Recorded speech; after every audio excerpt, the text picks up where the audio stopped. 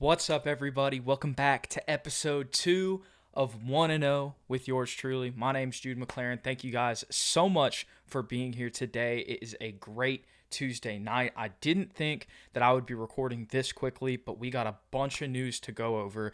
So, of course, we're recording tonight. Also, want to give a little bit of a bowl picks update because the two games today went about the opposite that I chose. So we'll talk about those in a little bit. But to start off, I got I can't see. And anyways, LSU jersey, right? So I'm wearing that because it is a great day, Tiger Nation. It is a new era. We've got so much talent on the roster, and it is also a sad day because we're saying goodbye to some people that have given us national championships in the past, i.e. Steve Emsinger, Slinger. I know that really he wasn't the problem this year, and he actually would have been brought back. That was another thing, but he decided to retire. And he went through a lot this year, man. Losing Carly McCord, just, I don't want to sound ingenuine here, but I mean, what else can you say but just a tragic, tragic death. And then he also lost his father as well. So, I mean, just a year. It's been 2020 for everybody in a multitude of ways. So, Slinger, God bless you. Thank you for everything that you've done for Tiger Nation and the LSU family as a player and as a coach. I mean, even Jimmy Burrow tweeted about it and was like, he's the most underrated guy in how much he helped Joe and how much he meant to Joe and the Burrow family. So, thank you, Coach E. But there's also, in darkness, I'm going to put my phone on Do Not Disturb there. In darkness, there's light, always. And while it may be a sad goodbye, it is a chance for the LSU offense to get a young, innovative mind that can evolve and make this offense even better. And Coach E is still going to be an analyst as well on the side for the Tigers. So he'll still be pitching in, giving all of his great insight in a lesser role.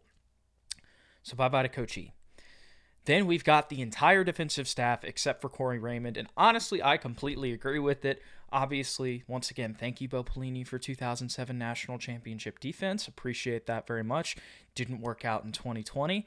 It's okay, though, and there's actually a lot of different things that have come out that have said it wasn't entirely Bo's fault. There was some other stuff that Hold That podcast. I mean, I know this is a podcast, but go listen to that one if you're an LSU fan. T-Bob Abear, Brody Miller, reporter for The Athletic, got a lot of inside sources. T-Bob's a former player. But yeah, I mean, they were talking about how they've been hearing some things from some players where, hey, it's not exactly Bo's fault, but it didn't work out regardless. Bill Bush is gone. Bill Johnson is gone. I like it. I think it's going to be great to get a whole new staff. I think younger players that can relate to them, younger coaches that can relate to the players, more of a modernized defensive scheme. I know the name that has been thrown out of Cincinnati's DC. If that could happen, that would be amazing, but he might get Dave Aranda type money because he could be a head coach somewhere. So that's a whole nother thing, and I'm not even going to get into it too much because I'm going to really wait and see who gets hired, but I'm just kind of reacting to all of the hirings right now. And once that hiring happens, I'll do a deep dive on them, doing my best research of what I know about them, and I'll make a podcast about it, right? For right now, we don't know, but we do know that I think that's going to be the direction that they're going with just all the issues that happened this year internally, whether it be coaching, the locker room, all that stuff with LSU.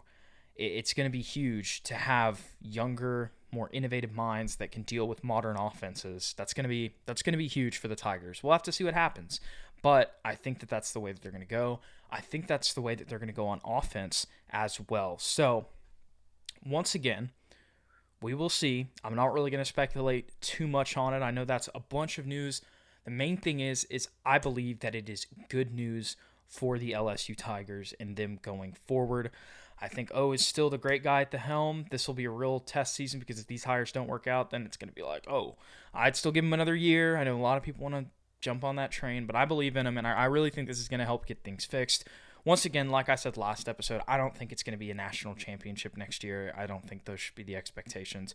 But I think if you get some competent coordinators, I think a 10-win season, even if it's 10-3, like, yeah, you could probably be better and go 11-2. That'd be the goal. Or even just, only losing to Alabama is probably the ultimate goal. But if that doesn't happen because you've got younger players still learning, working through mistakes, like things may happen sometimes, especially with the young team. I know that they're experienced sophomores, but like I said, things may happen. If you can go 10-3, win a New Year's Six bowl, I mean, or even just another bowl, like a 10-win season, I think should be the minimum benchmark. And then if something else happens, then, expectations were too high.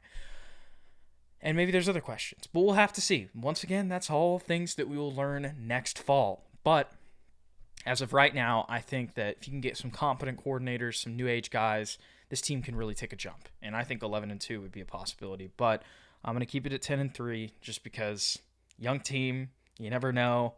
I think that's a good benchmark for this squad. If that happens, I think then you're really on the right track with just getting these guys into a contender level, right? Because that'd be their junior year. Ideally, a lot of their last years. So we'll have to see.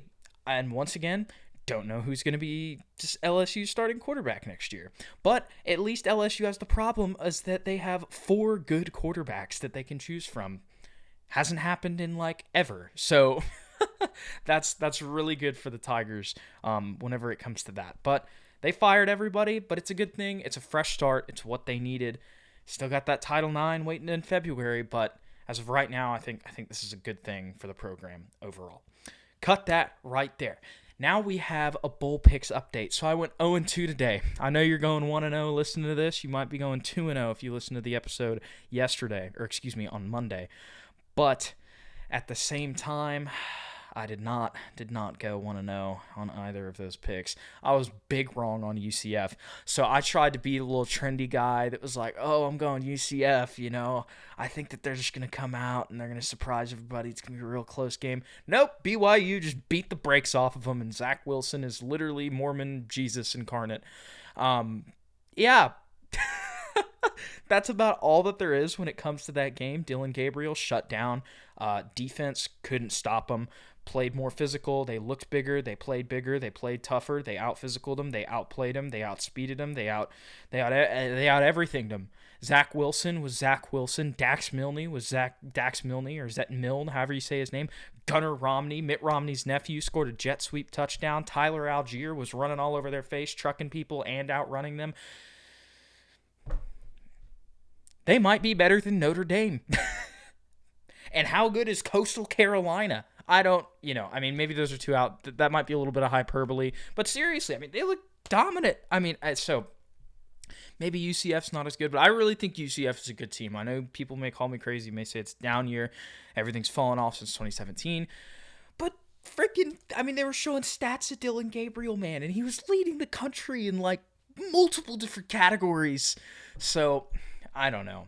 And I think that the American Conference, I was listening to a podcast the other day. I forget who it was, but the lines are blurred whenever it comes to the Power 5. I think it was Josh Pate, actually. And what he was saying is that Pac-12 and American Conference, that American Conference might sometimes have a tougher schedule than the Pac-12.